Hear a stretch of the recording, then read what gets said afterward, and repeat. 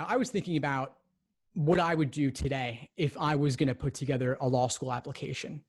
And I thought about various stories from my life, my previous experiences, and how I would put them together into different parts of the application. So I've got 3 stories, and I'll just walk through them briefly with you to show how they could fit into those buckets of personal statement, character and fitness, diversity statement, and how I chose to bucket them and bracket them that way. You might do it differently.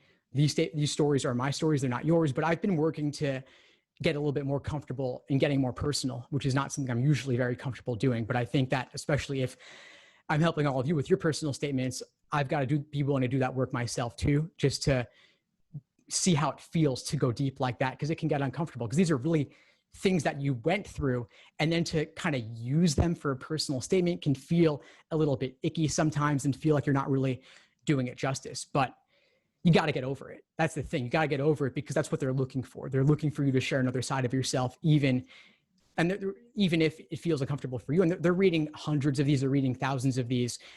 And it's important to make it personal so it stands out and so it's not boring. So when I see resumes, when I see people laundry listing things, that's boring. People are typically either bragging about things or it's just kind of objective. And the personal statement is really more about getting subjective. It's through your lens. It might not be correct. It might not be right from an objective perspective. It may even feel like this is going to hurt you in some way, but you've got to get vulnerable.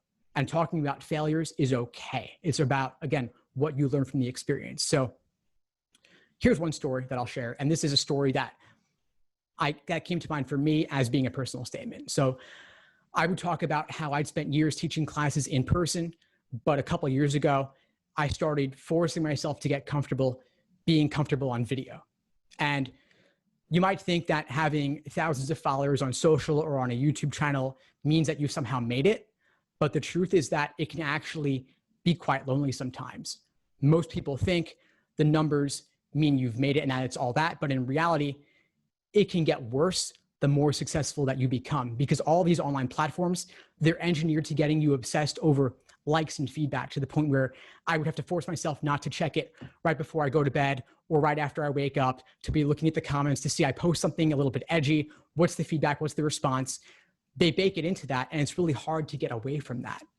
So I've had to force myself to distance in that area. And I've gotten some hate at times for things I've said about the LSAT's importance or about supporting Black Lives Matter.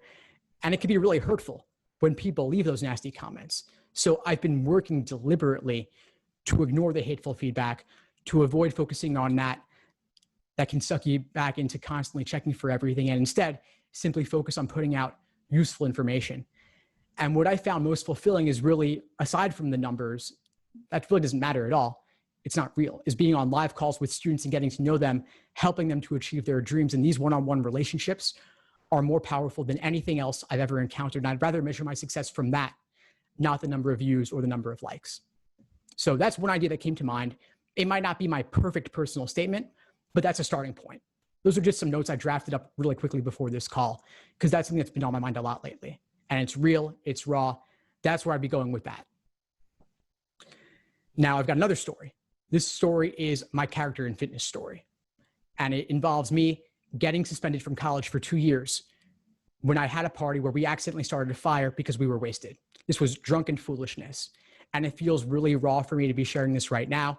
I'm 35 now. This happened back when I was 20, but it still feels edgy for me to share this. I feel like I could get destroyed over this in some way. For a law school personal statement, I would have to disclose this because I was arrested, and being suspended was on my disciplinary record. So I would have to talk about this. Would I want to make this the focus of my personal statement, something stupid I did nearly 15 years ago? I probably wouldn't want to.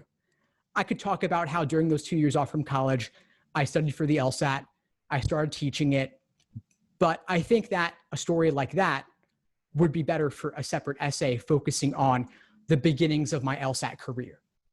But I wouldn't want to make the focus of my personal statement a story about something stupid I did when I was drunk that had a massive consequence for me. I also wouldn't want to be looking to make excuses for it, like sophomore year of college was really tough, or I had one too many Jell-O shots.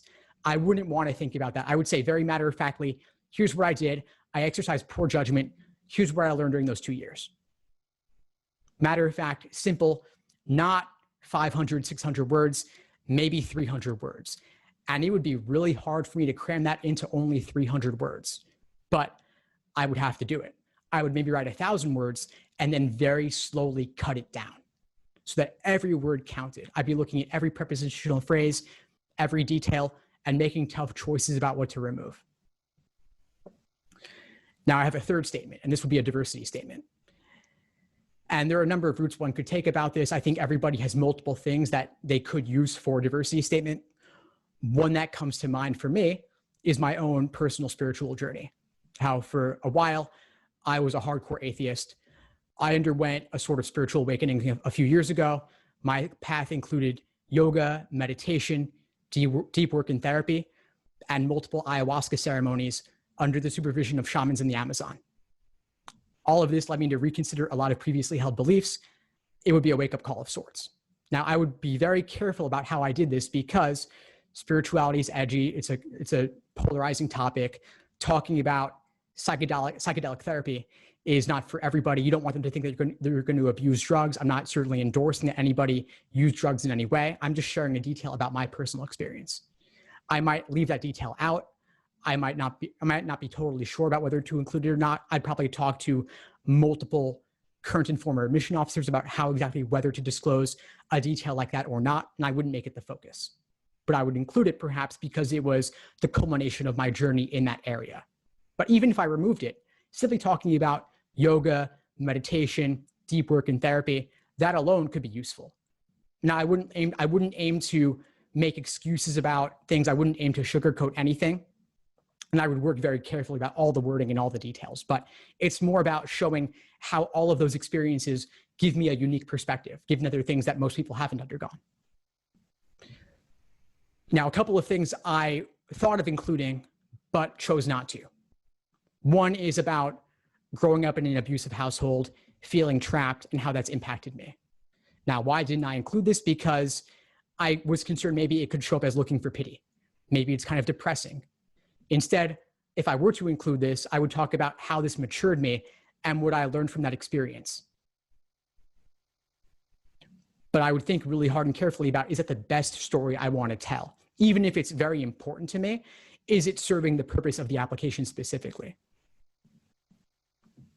Another story about how I've backpacked and hitchhiked in the Middle East alone for months at a time. Could I talk about that? Sure. Is it unique? Yeah. Is it maturing in various ways? Do I encounter challenges there? Yeah, but it's traveling and lots of people travel. It's not necessarily that unique. They read tons of travel essays all the time and it may not seem different enough. So I decided to leave it out for that reason. Thanks for tuning into the show. Please subscribe if you haven't done so already to be notified of new episodes as I release them. And feel free to reach out if you need anything at all as you move forward with your prep. I'm happy to help however I can. In the meantime, I'll wish you all the best and take care.